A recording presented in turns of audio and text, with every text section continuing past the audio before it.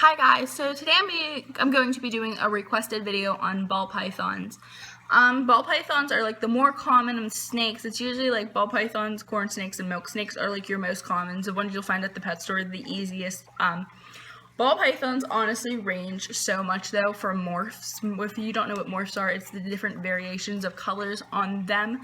So like you can get your normal ball python, which I will insert a picture of somewhere, and then you can go ahead and get a different ball python, which would be like your panda pie, which are $10,000. So honestly, you could be like, oh, I'm only gonna spend like $25 on a snake, like on a ball python. Wow, I couldn't think of what I was talking about.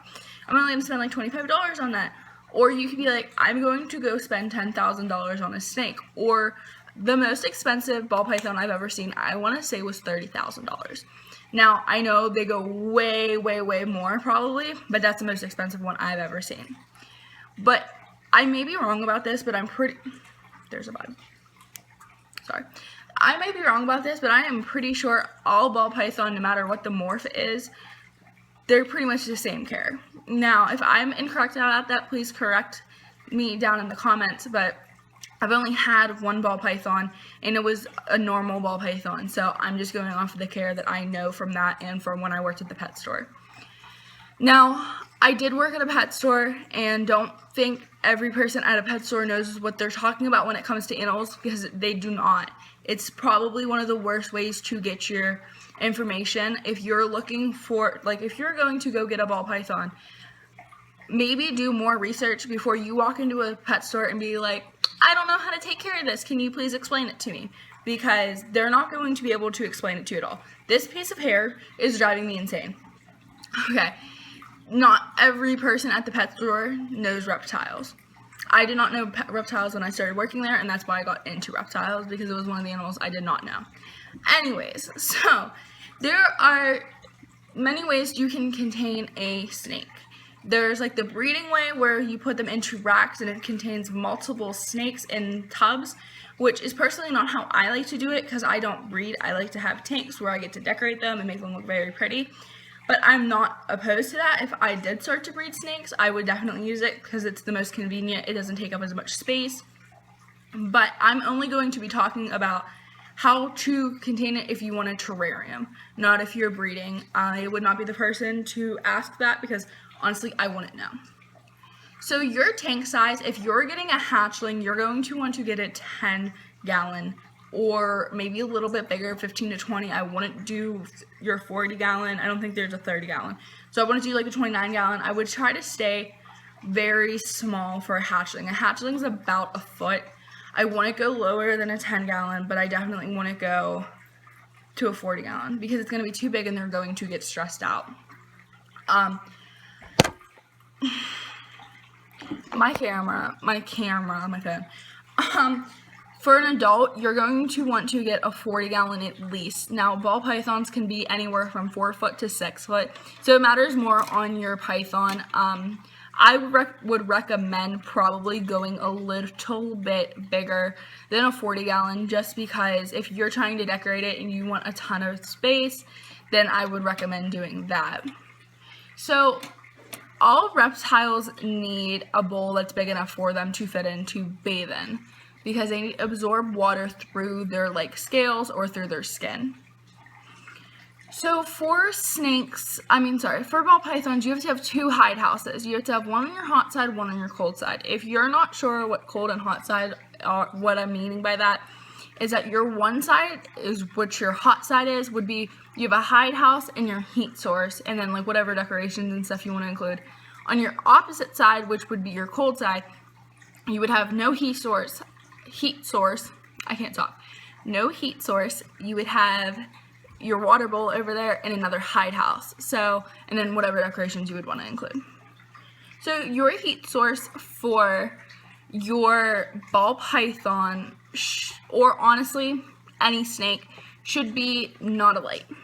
So because lights, look at him. He's just loving it right now. Sorry.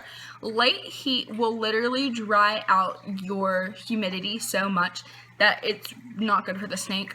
I like to use heat pads. Not many people do like to use heat pads because they don't stick very well, and you have to duct tape them on, which could be a issue later on with like a fire.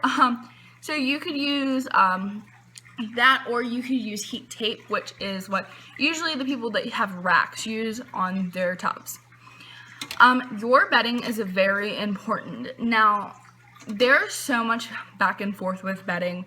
You don't want your snake to eat the bedding. That's kind of obvious. You don't want any animal to eat their substrate. But honestly, you don't feed in your snake's tank. That's like the number one thing. Never feed in a tank with a snake. Always take them out and put them in a separate container. So I normally like to use a Repi chip, which is like really pretty red. It almost looks like mulch. I love it so much, and it holds humidity amazing with a little bit of Eco Earth just to really hold the humidity. That's what I normally use. Other things that I've seen people use are like newspaper, which I don't know how well that would hold humidity, but that's just because I've never used it before. Cypress wood chips, I am probably butchering that. I know that they use that at the pet store I worked at. I wasn't a big fan of it just because it wasn't like appealing to my, like, I didn't like the look of it, but that's also why I didn't use newspaper. I just didn't like the look of it. But that's like up to you. Really, just make sure you do your research, and I'll get into feeding in a separate tank when I get to talk about food. So your decorations honestly matters. Like, you don't have to have a ton of decorations in there. You can just literally have a water bowl in there and your two hide houses and be fine. But I would recommend putting some like branches in there, something for them to do. If you're trying to decorate a tank, if you're not breeding and you're just trying to decorate a tank, then add decorations to it. Make it look pretty. I like to make my tanks look very pretty, and that's why I include a lot in the tanks. I never put like fake plants or anything in there just because I was worried about them like cutting themselves on the plastic, but you should. If you aren't worried about it, you could. You shouldn't. I don't know. Just do you. Look up what you like.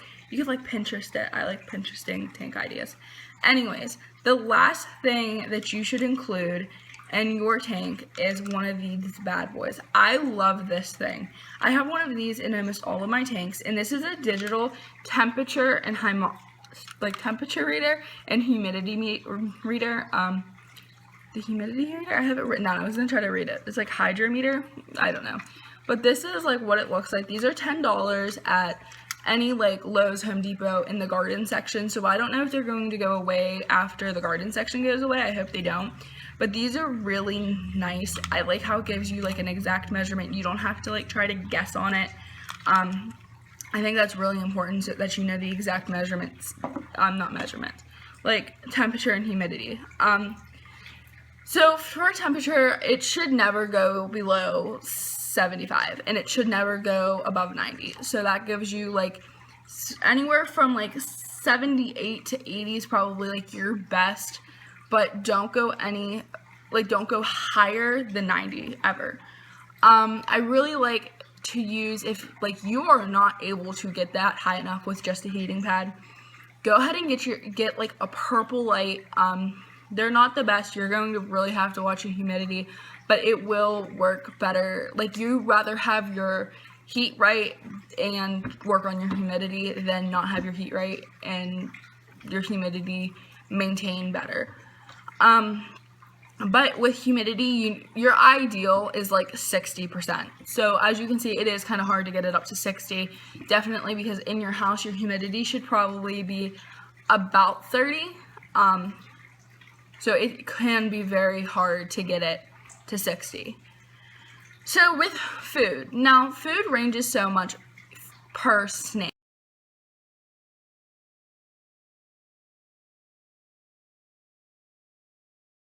You can, if you're not aware how you feed a snake, you have to give them a rodent. It can be anything from Pinky, which is a very, very small, about 1 to 2 day old mouse or rat, to small bunnies, and there's guinea pigs included in that, and tons of other things you can feed. So the smallest thing you can get, the smallest thing I recommend for a ball python, which you would feed for with a hatchling, is a pinky mouse, and they're very small and it's very upsetting almost. And then the largest thing I've ever seen someone have to feed a ball python is a small bunny, but I'm sure someone had to feed a medium or large bunny before as well. You want to do weekly feedings with snakes, and that's only because it takes them a very long time to digest their food. So weekly feedings, if they don't take it out immediately, but usually they will take weekly. My snake one time didn't eat for 3 months and he was fine. He ate again and he lived for like a year later. Another thing is that you want to feed in a separate container, and I know I already mentioned this, but this is because they don't take in any like substrate, but also so that they don't get like cage aggressive with food. So when they know like, oh, if I'm going to eat, I'm going to go to here and eat, and they won't like bite you and stuff. I usually just put them in like a tub. I have like when I was feeding, I'd have like a really big blue like bucket, and I would just put the snake in there and then put the mice in there. All the dogs are gonna bark. I apologize, my mom walked in and my dogs just can't stand when people walk in my house. I'm not really sure. But I think I was finished talking about feeding. I hope I was, I don't really remember. So the next thing I'm going to talk about is baths. You need to bath your ball python about monthly. This really helps, definitely if they're about to shed. Then go ahead and give them a nice warm bath. I like to so there's this thing called sheddies. And if you're going to go to get a snake, you go to any pet store, every single pet store is going to be like, oh my gosh, no, you need this stuff. Like, it helps with their shedding. Don't buy it. It's honestly so bad on them. It's really bad on their skin. If your ball python's having an issue shedding, here's the reasons why. A, your humidity is probably not right. You need to check your humidity. It needs to be about 60. When they're shedding, you can go up just a little bit to like 65, but try to really maintain that 60. Your temperature might be a little off. Maybe your temperature is a little too low. Try to maintain that a little bit. The last thing, if you check it, everything's right, and it's just a snake that's having an issue shedding, then go ahead and get organic, 100% olive oil. You have to make sure it's olive oil, like literally check on the back, because I did this and I was like, no, like it has to be olive oil. What else would it be? Like it says it's organic olive oil. There was almond oil in it, and I got it home and I was mad as hell. So just make sure that you do check it and make sure that it is 100% olive oil. Besides that, that's honestly all I really have to say about ball pythons. They're really good snakes, like that. I really like them. If you are a person that are afraid of snakes, I recommend just going and getting one. Just go get a ball python. First do your research, but go and get a ball python, a little baby. You will fall in love with it.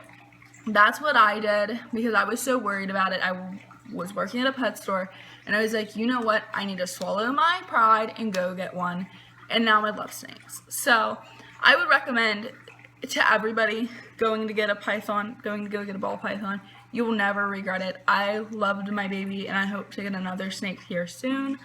But that's all I really have to say about ball pythons. I hope you enjoyed this video. Thanks for watching.